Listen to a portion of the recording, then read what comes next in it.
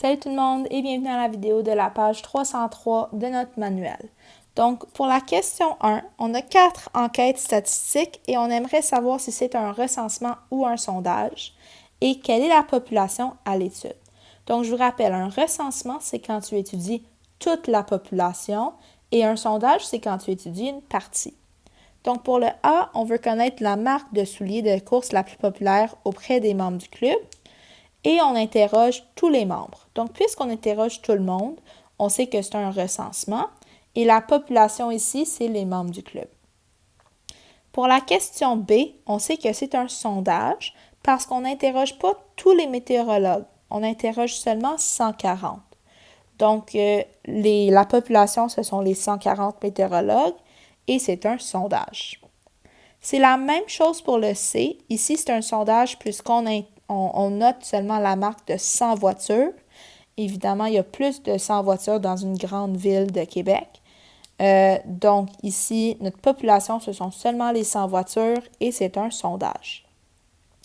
Et pour terminer le D, ici, on note la couleur de maison et on note toutes les maisons du quartier. Donc, puisqu'on note toutes les maisons, c'est un recensement et la population, ce sont les maisons. Pour la question 2, on aimerait savoir c'est quoi le sujet, donc le caractère étudié, et si c'est qualitatif, quantitatif discret ou quantitatif continu. Donc, si on veut connaître le sport préféré, donc le sport préféré, c'est vraiment notre sujet. Et un sport préféré, c'est pas une quantité, c'est quelque chose qui te caractérise, donc c'est qualitatif. Par la suite, on veut calculer la masse musculaire des joueurs de hockey professionnels.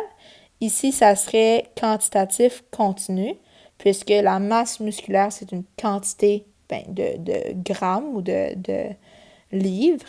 Et ici, ça serait quantitatif continu parce que ça peut être un nombre à virgule. Les 3 premiers chiffres du numéro de téléphone, ça, c'est qualitatif. Je vous rappelle, un numéro de téléphone, c'est un code qui est propre à toi. Donc, c'est pas une quantité, même si c'est des nombres. Ça, c'est un piège. Donc, ici, c'est qualitatif puisque c'est vraiment un code qui t'appartient. Et pour la question D, on veut connaître le nombre de membres par famille au Québec. Donc, le sujet ici, c'est le nombre de personnes dans ta famille.